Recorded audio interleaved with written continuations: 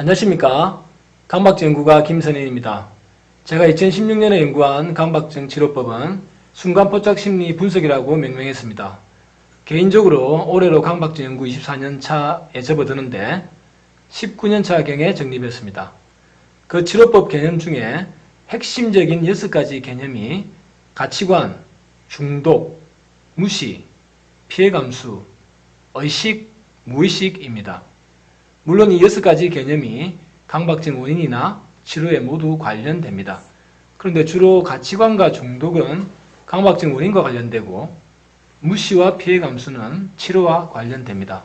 의식과 무의식은 원인과 치료 양쪽에 모두 관련됩니다. 오늘은 본 채널 유튜브 방송의 질문 댓글 중에서 피해 감수와 무시에 관련한 질문과 답변을 일부 정리했습니다. 필요한 경우 보충 답변도 했습니다. 댓글 질문과 답변 후에 다시 질문하고 답하는 경우는 바로 이어서 한 번에 다 소개하겠습니다. 질문은 강박증 학술의 운영자이신 고정 게스트인 유션님이 읽어주시겠습니다. 편의상 질문자의 닉네임은 뒤에 2글자로 지칭하겠습니다. 유션님, 안녕하세요. 오랜만입니다. 네, 오랜만입니다. 코로나로 사업 피해는 없으십니까? 네, 저는 괜찮습니다. 네, 다행입니다. 자, 그럼 본론으로 질문을 읽어주세요. 네, 닉네임 살걀님 질문입니다. 첫 번째 질문요. 선생님, 게임, 마약, 도박, 담배, 술 중독, 헤어진 연인, 계속 생각나는 것도 크게 보면 생각 중독이기에 강박증으로 볼 수 있나요? 다른 개념인가요? 네, 다릅니다. 강박증은 오직 안전한 순간에 대한 중독입니다. 게임이나 마약, 도박, 인터넷, 쇼핑 등 쾌락의 순간을 느낀 만족감의 중독과는 다릅니다.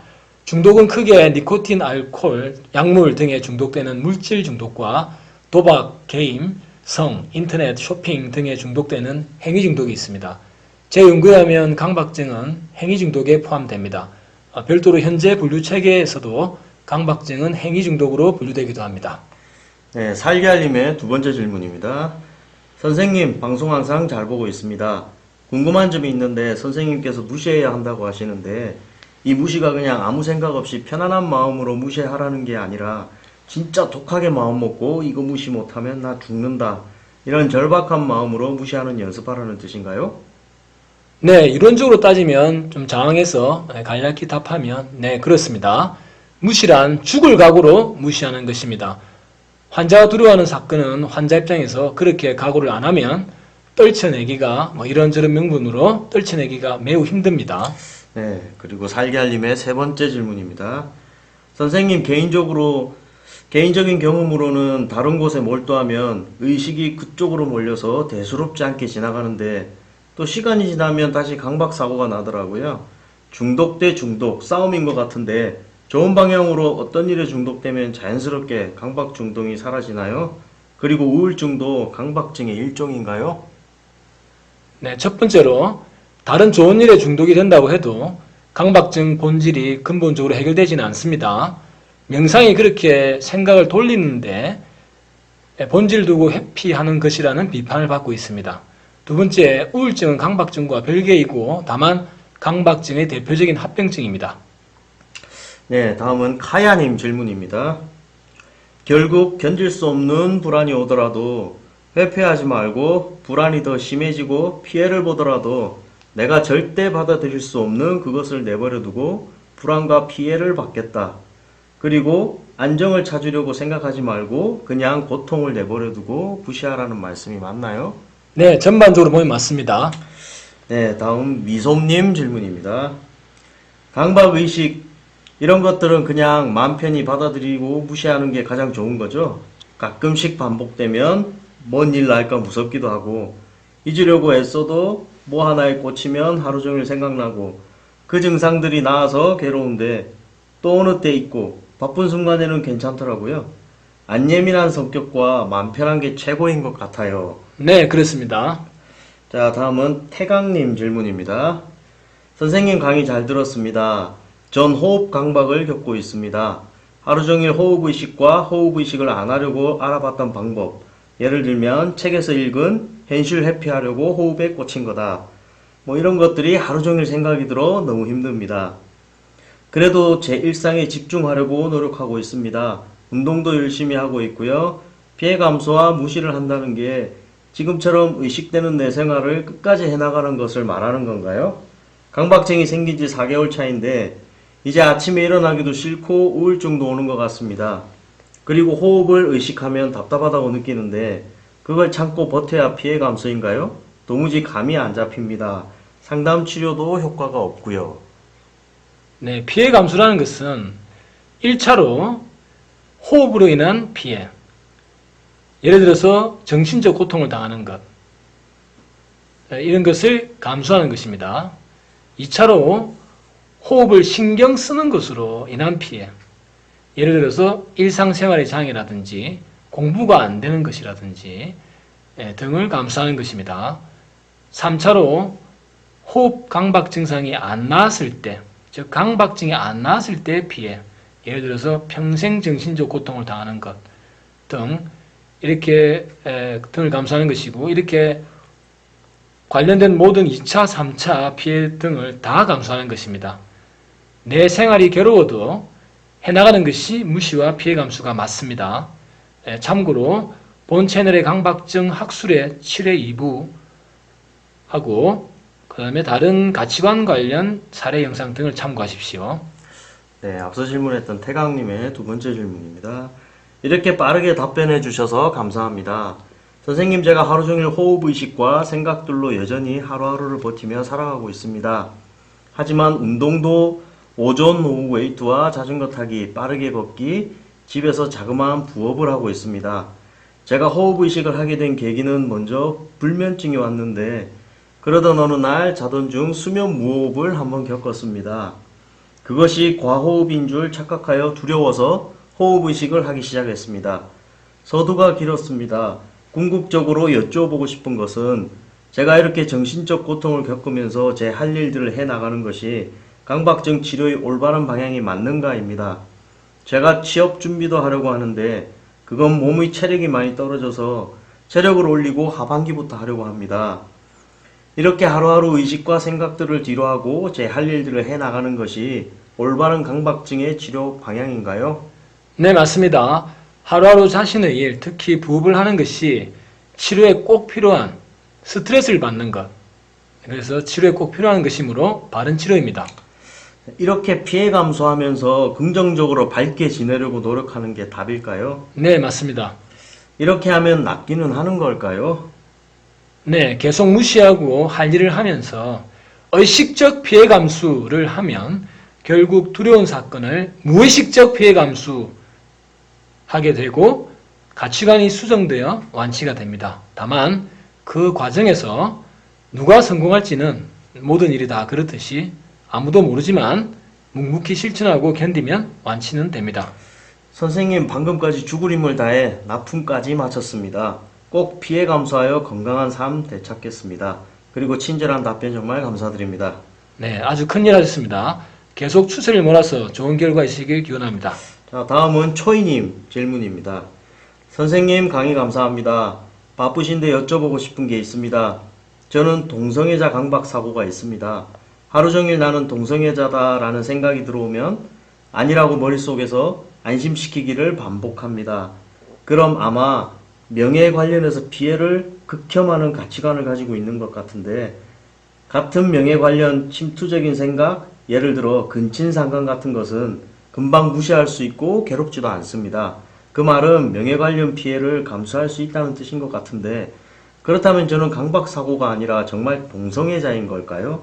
물론 댓글 한 개로 진단하기 어려우시겠지만 짐작 가는 것이라도 있으시거나 앞으로 나아갈 방향을 조금이라도 잡아주시면 감사하겠습니다. 네, 흔히 그런 질문을 하곤 합니다. 첫 번째로 명예가 센터, 즉 가치관이라고 해도 원래 강박증이 사건을 선택을 하는 것입니다.